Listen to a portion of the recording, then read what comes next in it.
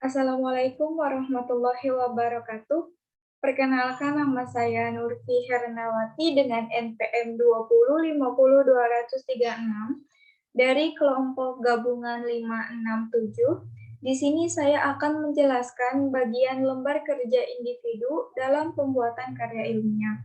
Peran saya di dalam kelompok adalah sebagai perancang landasan empirik, di mana landasan empirik memberikan arahan dan gambaran terhadap pendidikan. Menurut Elvira dalam jurnalnya tahun 2021 halaman 94, sistem pendidikan nasional cenderung menempatkan porsi pengajaran lebih besar daripada porsi pendidikan, sehingga kegiatan pendidikan cenderung diidentikan dengan proses peningkatan kemampuan, keterampilan, dan kecerdasan belaka. Sementara itu, urusan pembentukan kepribadian unggul dan budaya mutu itu masih belum diperhatikan secara mendasar. Pencapaian prestasi siswa belum memuaskan, yang disebabkan antara lain karena keterbatasan sarana dan prasarana pembelajaran yang terjadi di hampir semua sekolah di Indonesia. Masih rendahnya prestasi siswa ini bisa dilihat dari hasil pencapaian prestasi siswa Indonesia di dunia internasional yang masih sangat rendah. Sementara, menurut Rabiati dalam artikel ilmiahnya, menyebutkan bahwa permasalahan pendidikan di Indonesia adalah krisis pendidikan karakter. Hal ini karena usia remaja itu cenderung tidak stabil dalam mengontrol emosionalnya dan cenderung tidak berpikir terlebih dahulu dalam membuat suatu keputusan atau bertindak. Dalam pendekatan psikologi ini, penanaman karakter siswa didukung oleh aktivitas-aktivitas positif siswa dengan pemberian strategi pembelajaran tertentu seperti membangun hubungan dan interaksi yang baik antara guru dan siswa. Dalam hal ini, jadi guru harus menentukan model pembelajaran yang tepat sesuai dengan karakter siswanya. Mungkin itu penjelasan singkat mengenai bagian lembar kerja individu landasan empirik saya. Untuk selanjutnya, saya akan menjelaskan mengenai lembar kerja kelompok. Langkah paling awal adalah menentukan tema. Untuk kelompok gabungan 567 ini, temanya yaitu pembelajaran kolaboratif. Dari sini dilanjut mencari masalah dalam bentuk rumusan masalah.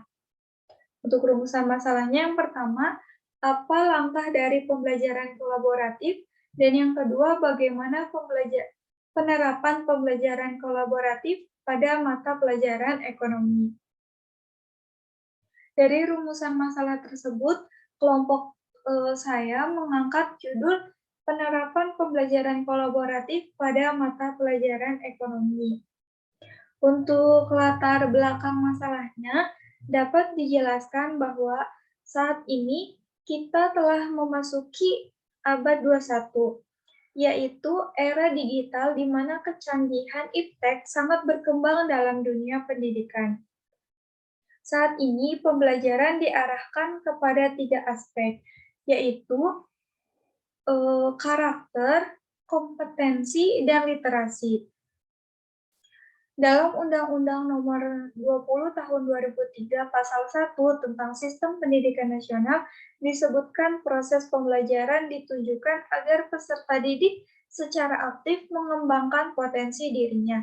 Sementara dalam Undang-Undang Nomor 14 Tahun 2005 Pasal 1 menyebutkan tugas utama guru adalah mendidik, mengajar, membimbing, mengarahkan, melatih, dan menilai dan mengevaluasi peserta didik. Menurut Rabiati, dalam artikel ilmiahnya menyebutkan bahwa permasalahan pendidikan di Indonesia adalah krisis pendidikan karakter. di mana usia remaja itu cenderung tidak stabil dalam mengontrol emosionalnya dan labil dalam mengambil keputusan. Sementara itu, menurut Rufiuddin tahun 2000, mengeluhkan tentang rendahnya keterampilan berpikir kritis dan keterampilan kreatif siswa lulusan sekolah sampai perguruan tinggi di Indonesia.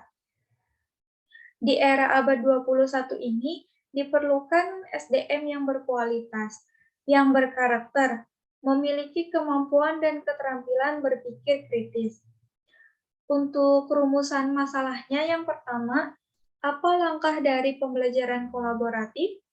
Dan yang kedua, bagaimana penerapan pembelajaran kolaboratif pada mata pelajaran ekonomi?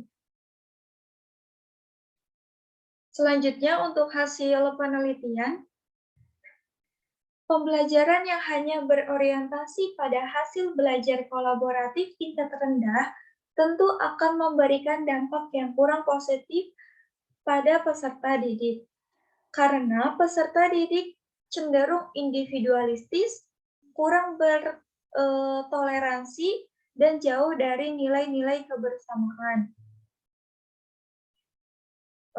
Kolaboratif salah satu cara yang relevan bagi peserta didik untuk belajar menghadapi tantangan hidup yang semakin kompleks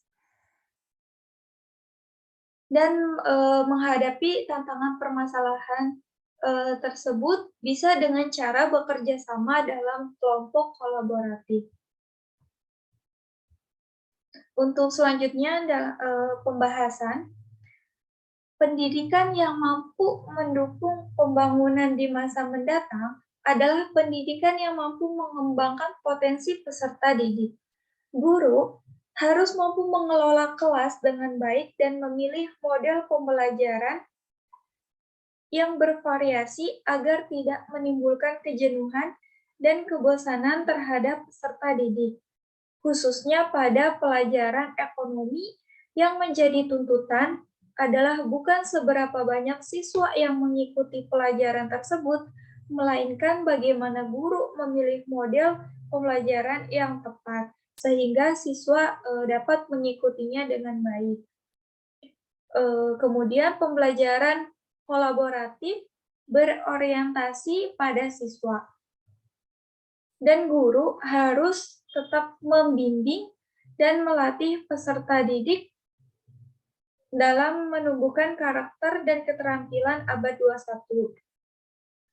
Untuk kesimpulannya, dalam upaya menghadapi kecanggihan iptek, pembelajaran diarahkan pada 3 aspek penting sebagai bekal menjadi peserta didik yang cemerlang di abad 21, antara lain karakter, kompetensi, dan literasi.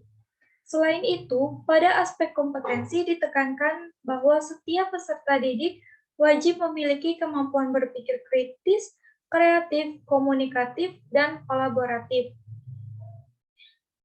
Lebih lanjut mengenai kolaboratif, pelaksanaan pembelajaran kolaboratif dalam mata pelajaran ekonomi adalah salah satu cara yang relevan bagi peserta didik di abad 21 untuk belajar menghadapi tantangan hidup yang semakin kompleks ini. Untuk sarannya, perlunya merekonstruksi proses pembelajaran di kelas, kemudian dalam penugasan kelompok agar tidak saling melempar tanggung jawab satu sama lain, kemudian agar pembelajaran tidak monoton, maka suasana kelas harus yang menyenangkan. Kemudian, pembelajaran kolaboratif dapat dijadikan sebagai alat alternatif bagi guru dalam menyampaikan materi pelajaran dengan memperhatikan kesesuaian isi materi dengan tingkat pengetahuan siswanya. Dan yang terakhir, pembelajaran kolaboratif juga dapat meningkatkan aktivitas belajar siswa dalam kelas. Dan yang terakhir, ini ada daftar pustaka, di mana terdapat sumber-sumber dari e-books dan jurnal yang telah dicari oleh kelompok kami. Mungkin, cukup sekian yang dapat saya sampaikan, mengenai penjelasan dari lembar kerja individu dan lembar kerja kelompok. Kurang lebihnya mohon maaf, saya akhiri. Wassalamualaikum warahmatullahi wabarakatuh.